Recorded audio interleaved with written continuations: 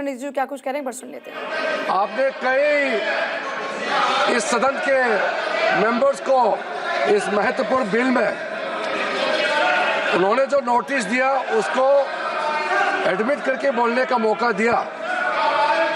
सबसे पहले तो मैं इनका नोटिस क्यों स्टैंड नहीं करते हैं और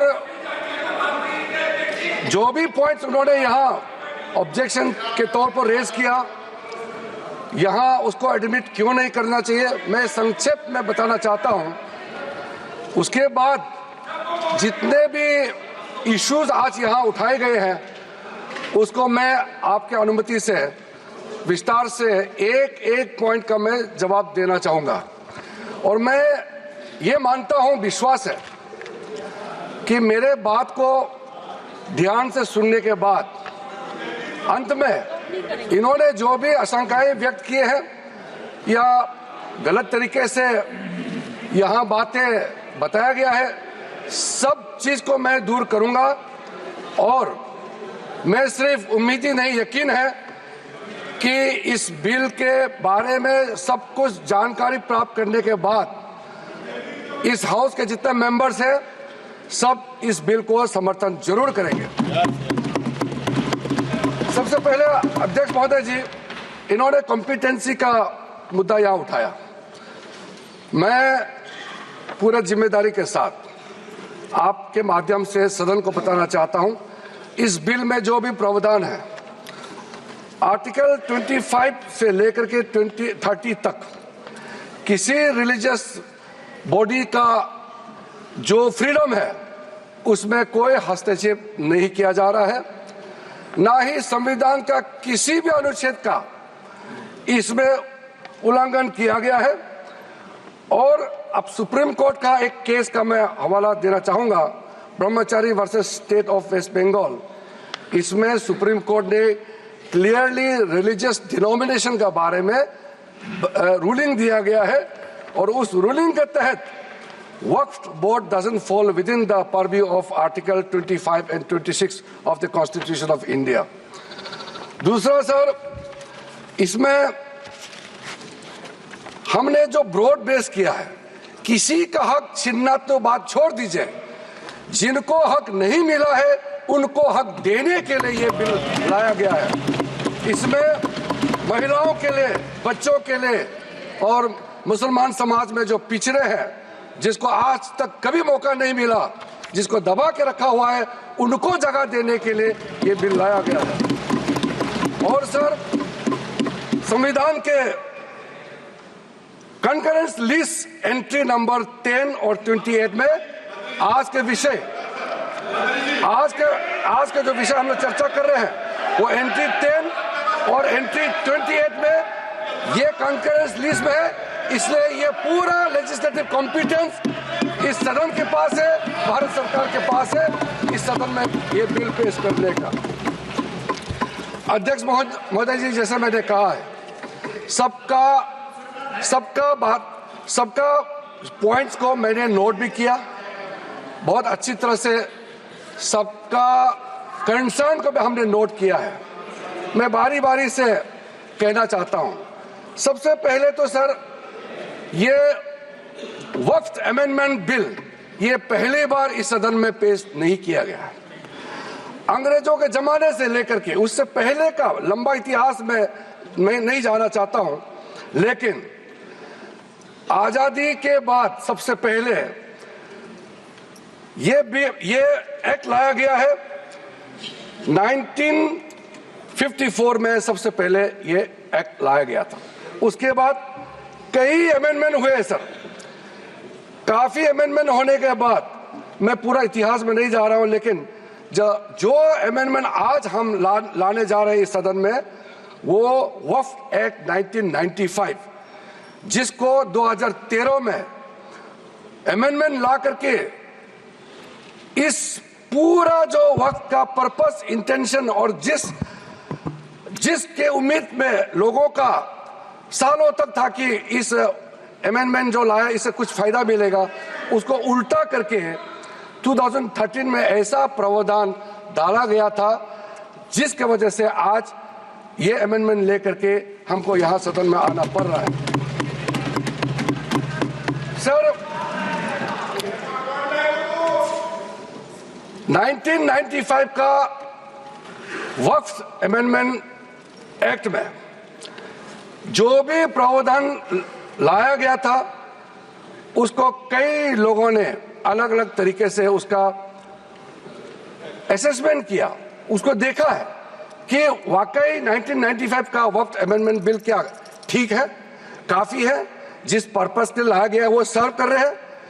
कई कमेटियां, कई लोगों ने इसका पूरा एनालिसिस किया है सर, मैं उसका आपके सामने में अभी रखूंगा। लेकिन ये पाया गया है कि 1995 का वक्फ अमेंडमेंट एक्ट ये बिल्कुल असक्षम रहा है और जिस पर्पस के लिए एक्ट लाया गया है वो पर्पस सर्व नहीं हो रहे थे और कई गलतियां, कई खामियां इसमें पाया गया है। उसके लिए कुछ कदम उठाया गया है।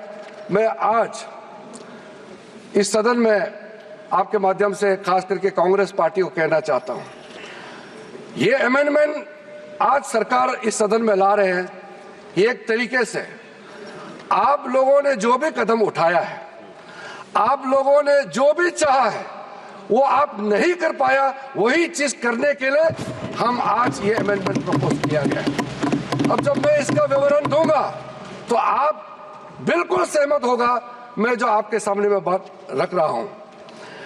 और दूसरी बात, इसमें हम लोग सब चुने हुए प्रतिनिधि हैं।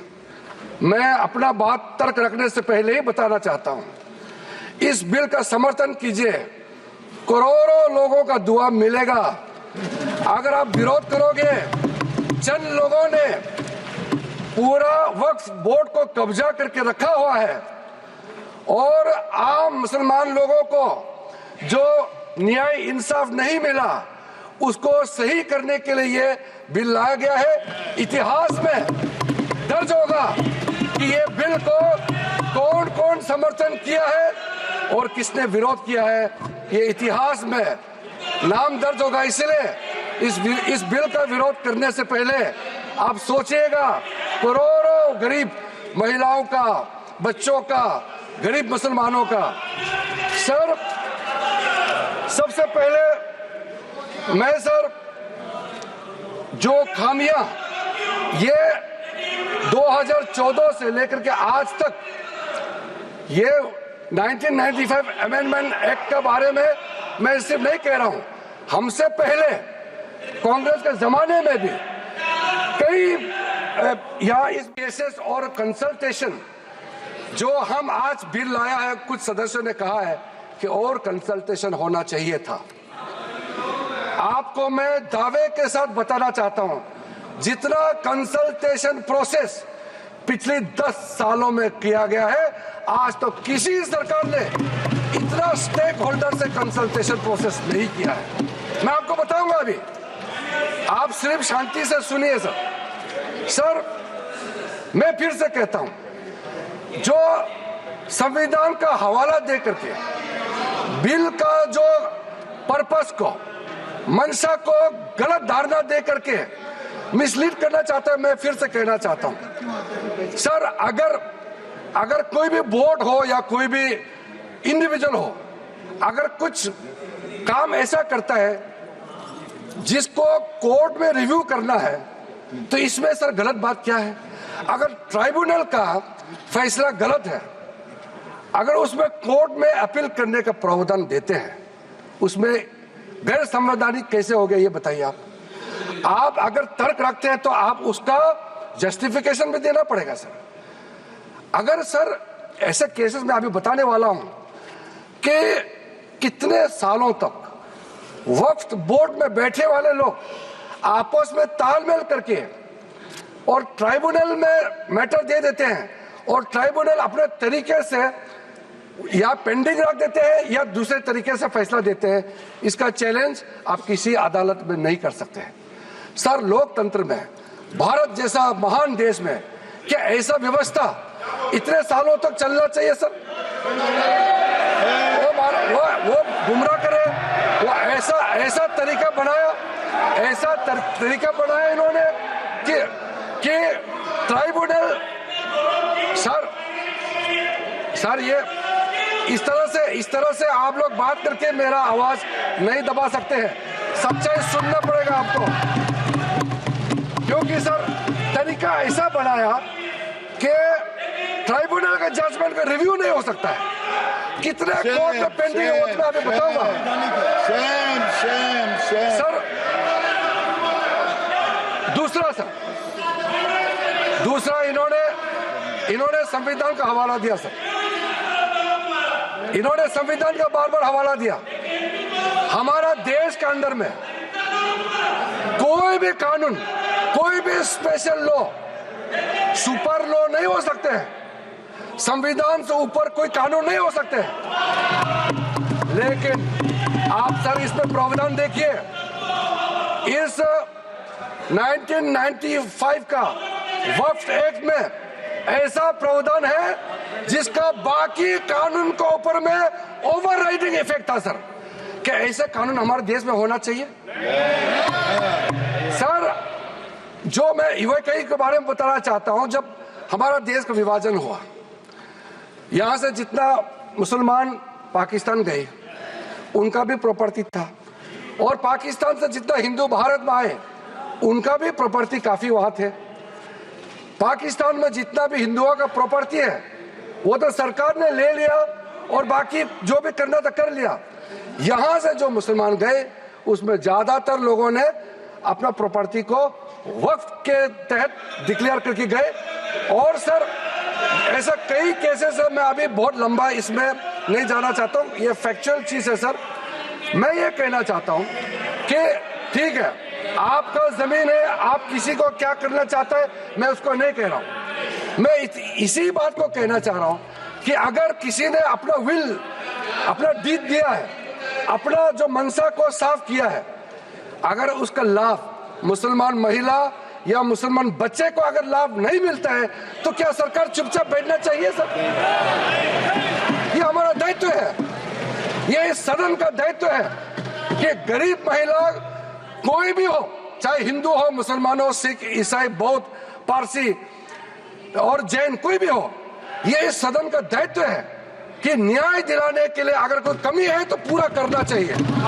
और आज हम सर, आज जो ये अमेंडमेंट बिल लेके आ रहे हैं उसमें सारा प्रावधान रखा गया है। उसमें एक मैटर मैं बोलना चाहता हूं, लॉ ऑफ लिमिटेशन में क्या कहते हैं सर, इसमें ऐसा प्रावधान था जिसको हम हटा रहे हैं आज के इस अमेंडमेंट के जरिए। लॉ ऑफ लिमिटेशन में ऐसा था पुराने कानून में कि इतने साल तक आप अगर कोई अपील नहीं किया, या उस समय उसका कुछ बीच में कुछ घटना हो गया, या पुराने बहुत साल हो गए, अब लॉ ऑफ लिमिटेशन तो होना चाहिए ना सर, कहीं सीमा तो होना चाहिए।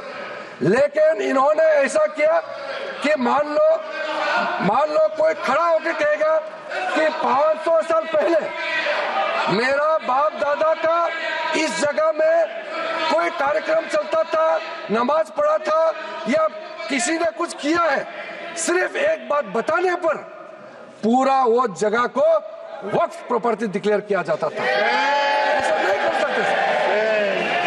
लॉ ऑफ लिमिटेशन भी इसी संसद ने बनाया है, और लॉ ऑफ लिमिटेशन को भी ओवरराइड कर दिया था ये 1995 वक्फ एक्ट ने सर। तो ये कैसे हो सकता है कि एक ऐसा कानून इस देश में कैसे हो सकता है कि बाकी जितना कानून को ऊपर में चढ़ जाता है और उसका ओवरराइडिंग इफेक्ट होता है? ऐसा हो नहीं सकता। हम कैसे एक्सेप्ट किया है इतने सालों तक? तो ये सर एक अच्छा समय है जो गलती किया है।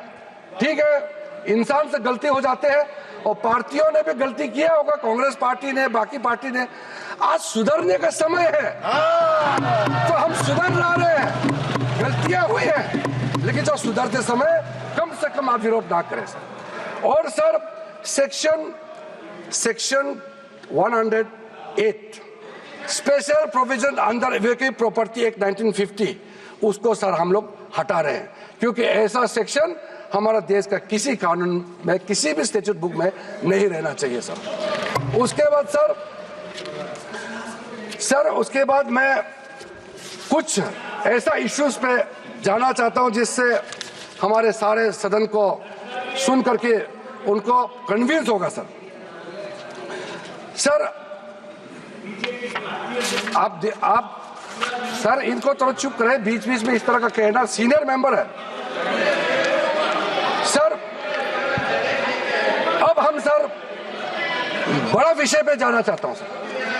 ये हमने जो कंसल्टेशन का प्रोसेस किया है, मैं पुराने दिनों के बारे में नहीं कह रहा हूं, 2014 के बाद कितने लोगों से, हजारों लाखों लोगों से, या तो मंत्रालय के ओर से जाके उनके साथ कंसल्टेशन किया, या वो रिप्रेजेंटेशन लेकर के मंत्रालय में आए और उनके बात को हमने सुना है। सर पिछले एक साल के अंदर में, पिछले सिर्फ एक साल के अंदर में online complaint 194 complaints related to encroachment and illegal transfer of Waqf land एक साल के अंदर में, और 93 complaint against Waqf board officials and 279 एक जनरल कंप्लेंट, ये ऑनलाइन हमारे पास में पोर्टल में आया है। उसके बाद सर आज सर ये एक समुदाय का बात मुसलमानों को गुमराह करके यहां बात रखा जा रहा है। कल देर रात तक मेरे पास में मुसलमानों का डेलीगेशन आते रहा और हमसे पहले भी कितने लोग मिले हैं, और इसको आप ये सोचते हैं कि क्या सर ये क्या बोहरास कम्युनिटी का संख्या कम है, इसके लिए ये महत्व नहीं देंगे क्या? सर अहमदिया ये कम संख्या है, इसलिए क्या उनका सोच, उनका प्रॉब्लम्स का नजरअंदाज करेंगे?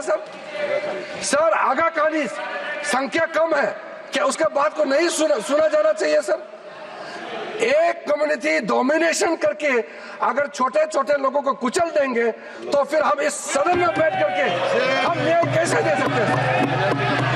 इसलिए ये एक तरफा आवाज उठा करके पूरा मुसलमान के नाम से ये लोग एक तरफा, ये कुछ चंद लोगों का आवाज यहाँ आज बुलंद कर रहे हैं इस सदन में। सर जो वक्फ बोर्ड के बारे में कई लोगों ने जिक्र किया है, लेकिन प्राइवेटली इसमें भी कई ऐसा नेता है जो मुझे आके कहा है कि देश में जितना स्टेट वक्फ बोर्ड है सब माफिया लोगों ने कब्जा कर लिया है। ये बहुत लोग कह रहे हैं, आज सदन में नहीं कह रहे हैं, सदन में अपना अपना पार्टी का दबाव या किसी के डर से या वोट बैंक का चक्कर से नहीं बोल रहा है। बोर्ड में कंप्लेंट कर दिया और फिर वक्फ बोर्ड ने नोटिफाई कर दिया इस चीज को। अब आप सोचिए सर, जो आदमी ना वो शहर में रहता है, ना इतिहास में उस प्रॉपर्टी से कोई लेना देना है, ना वो राज्य में रहता है, कहीं और का है, और एक डेवलपमेंट प्रोजेक्ट को कंप्लेन करके वक्फ बोर्ड के माध्यम से इंटरफेयर करके डिस्टर्ब किया। आप सोच के देखिए, और वो कम्युनिटी के लोग जो हमसे मिलने आते हैं उसका दिल के अंदर में कितना दर्द होता होगा। मैं मिलने का समय में मुझे समझ में आ गया था कि ये इसका क्यों सॉल्यूशन नहीं हुआ। दूसरा सर, ये मीडिया में भी सर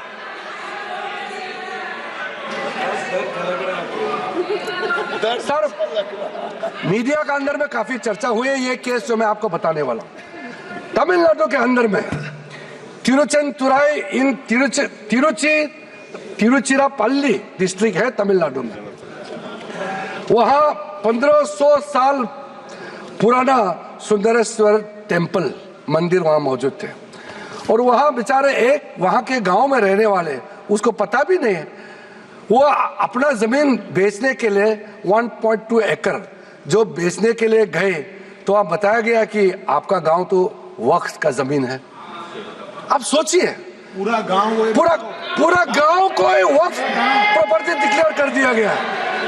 आप सोचिए, वो गांव का इतिहास 1500 साल पुराना है और सारे के सारे गांव को वक्फ का प्रॉपर्टी डिक्लेयर कर दिया गया है। इस तरह का जो चीज होते हैं इसमें धर्म मत देखिए, धर्म मत देखिए। इसको इस देश का नागरिक होने के नाते विशेष रूप से हम लोग सब सांसद है इस सदन में, मेंबर ऑफ पार्लियामेंट होने के नाते ये कौन सा स्टेट है, तमिलनाडु हो या उत्तर प्रदेश हो, ये मत देखिए। ये कैसा इस तरह का घटना हो गया कि आपको ये चिंता नहीं होते? आपको ये सब घटना सुन करके ये चिंतित होना तो स्वाभाविक होना चाहिए। सर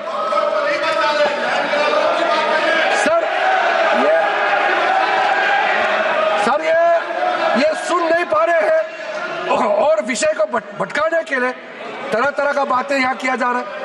सर सूरत म्युनिसिपल कॉर्पोरेशन के बारे में सोचिए, ये सब कोई प्राइवेट लैंड तो है ही नहीं। सूरत म्युनिसिपल कॉर्पोरेशन का पूरा हेडक्वार्टर को वक्फ प्रॉपर्टी डिक्लेयर कर दिया गया है। आप सोचिए सर, ये कैसे कर सकता है? आप सोच सकते हैं क्या? देखिए, मैं बाय डेफिनेशन मैं एक बहुत हूं, मैं हिंदू भी नहीं हूं, मैं मुस्लिम भी नहीं हूं, मैं क्रिश्चियन भी नहीं हूं, लेकिन मैं सब धर्म को मानता हूं। लेकिन इसको आप लोग बार बार धर्म को लेकर के मत देखिए।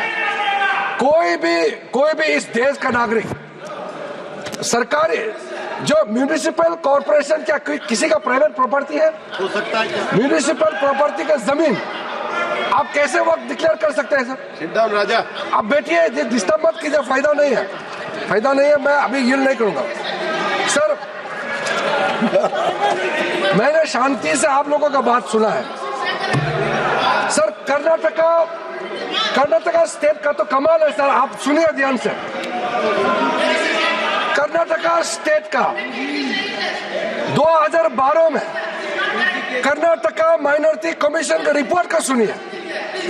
जो रिपोर्ट मेरे सामने में आए हैं 2012 में कर्नाटका स्टेट माइनॉरिटी कमीशन के रिपोर्ट में कहा गया कि कर्नाटका वक्फ बोर्ड ने 29,000 एकर्स ऑफ लैंड को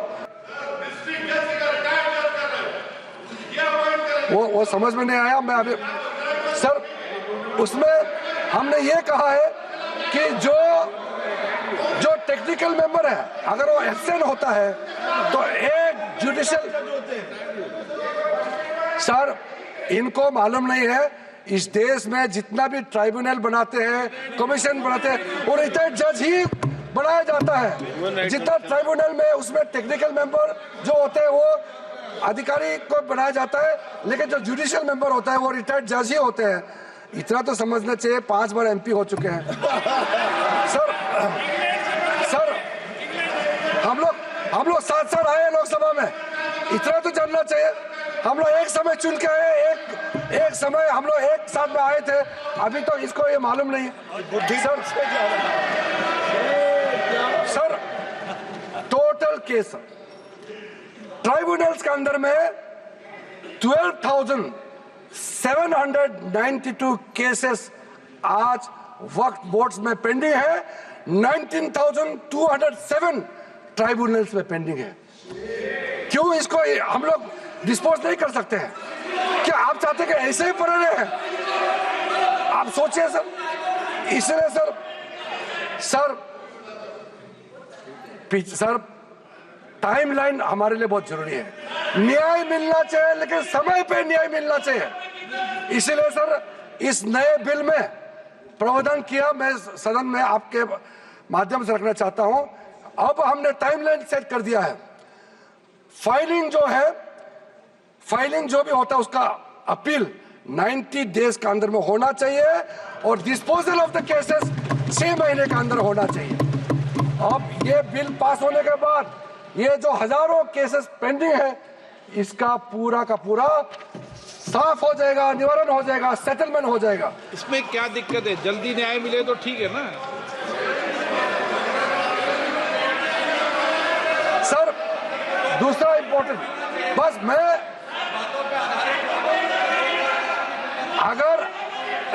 अगर ये सुनना नहीं था तो इतना सवाल क्यों पूछा? फिर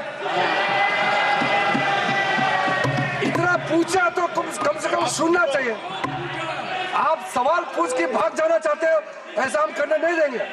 आप भाग जाने से भी हम बोलते रहेंगे, अपना बात इस सदन में पूरा रखेंगे हम। सर, आज ये टेक्नोलॉजी का जमाना है। वक्फ बोर्ड में टेक्नोलॉजिकल इंडक्शन ये अनिवार्य है। इसलिए सर हमने ये प्रावधान रखा है कि वक्फ बोर्ड में साइंटिफिक तरीके से बहुत ही एफिशिएंटली ट्रांसपेरेंट तरीके से वक्फ बोर्ड चलाने के लिए पूरा का पूरा टेक्नोलॉजी का इसमें उपयोग किया जाएगा और बिल्कुल ये हर समय ये निगरानी में रहेगा। हमारा मंत्रालय से ओवरसाइट कंटिन्यूस मॉनिटर करते रहेगा। वक्फ प्रॉपर्टी का सारा प्रावधान ये प्रावधान किया गया है सर। एक पोर्टल सर सेंट्रल गवर्नमेंट का पोर्टल है, उसमें सारा अकाउंट्स का फॉर्मेट होगा और साथ साथ में जो मुतवाली से जिसका खिलाफ इतना कंप्लेंट करते हैं उसको अकाउंटेबल बनाया गया है कि गलत काम करेगा तो उसका खिलाफ कार्रवाई होगा सर। और सर मंत्रालय ने ये सारा पोर्टल को गति शक्ति इकोसिस्टम के साथ हम लोगों ने इंटीग्रेट करने का पॉलिसी प्रोसेस शुरू कर चुके हैं सर। सर एक बहुत महत्वपूर्ण जो मैं कहते हुए मुझे अच्छा लग रहा है, अब जो नया बोर्ड होगा सर, सेंट्रल वक्फ काउंसिल और स्टेट वक्फ बोर्ड होगा, इसमें महिलाओं का रिप्रेजेंटेशन अनिवार्य हो गया है। महिला इसमें रहेंगे और इसमें मुस्लिम महिला और जितना अलग डिनोमिनेशन है, बोहरास, आगा खानीज और अदर बैकवर्ड क्लासेस अमंग्स मुस्लिम, इनको भी हमने बोर्ड में स्थान देने का निर्णय किया गया। अब हम लोग सब यहाँ मेंबर ऑफ पार्लियामेंट है। हमारा कॉन्स्टिट्यूंसी में हर धर्म के लोग हैं। अभी ये दादा बोल रहे थे कि मेरा कॉन्स्टिट्यूंसी में मुसलमान है क्या? मेरे कॉन्स्टिट्यूंसी में बहुत मुसलमान वोटर है। सो गए इसको बताइए।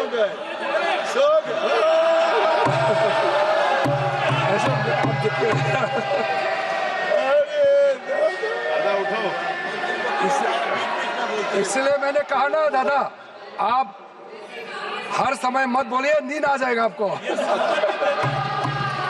सर थक जाते हैं हम लोग। सर जो महत्वपूर्ण बात मैं कहना चाहता हूं सर,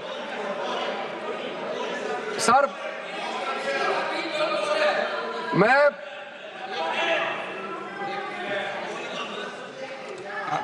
कोई स्पीच हो तो फिर सो जाओ क्या सदन में?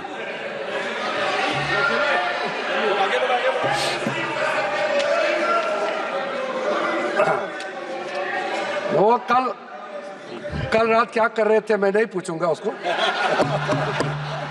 सर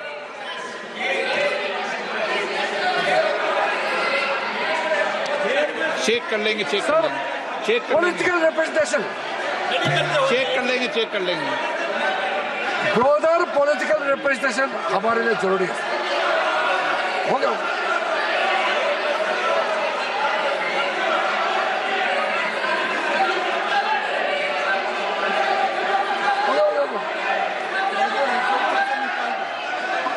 उसको निकाल दीजिए सर।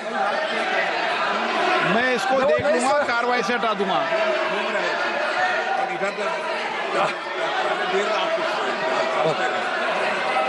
और रात भर पढ़ रहे थे, किताब पढ़ रहे थे, मैं क्या कर सकता हूँ? मैंने उसको कार्रवाई से हटा दिया है। प्लीज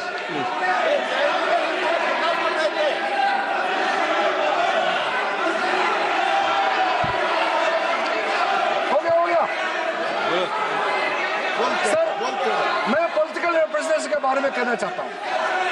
हम सबका कॉन्स्टिट्यूंसी में हिंदू भी हो सकता है, मुसलमान हो सकता है, क्रिश्चियन हो सकता है, बौद्ध हो सकते हैं, पारसी, सिख सब हो सकते हैं।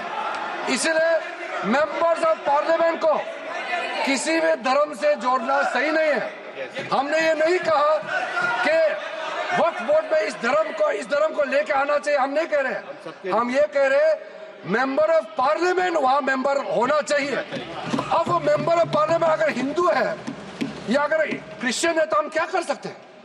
अगर किसी कॉन्स्टिट्यूंसी से किसी एमपी को चुन के भेज दिया by virtue of being member of parliament, अगर वो बोर्ड में मेंबर होता है तो क्या हम उसको चेंज कर देना चाहिए उसके धर्म को? ये बेसिक बात है सर। इसलिए सर ये बिना बिना मतलब का ये इशू उठा रहे हैं सर। उसके बाद सर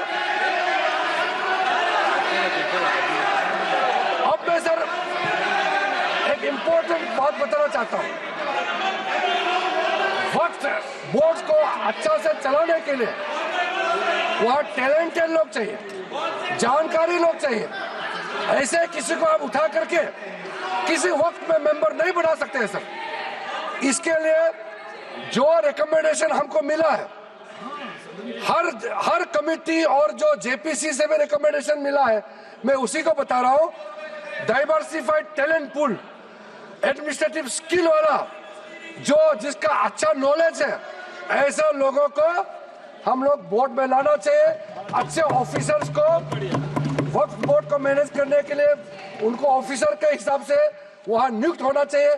ये सब बातें हमने रखा है। ये सारा आपका रिकमेंडेशन है। हम बार बार आपको बता रहे हैं, याद दिला रहे हैं, आपका रिकमेंडेशन है, इम्प्लीमेंट हम कर रहे हैं। आपको समझ में नहीं आ रहा है। तो संविधान के ऊपर कोई कानून नहीं, किरण रिजिजू को इस वक्त आप सुन रहे थे लोकसभा की सीधी कार्रवाई से।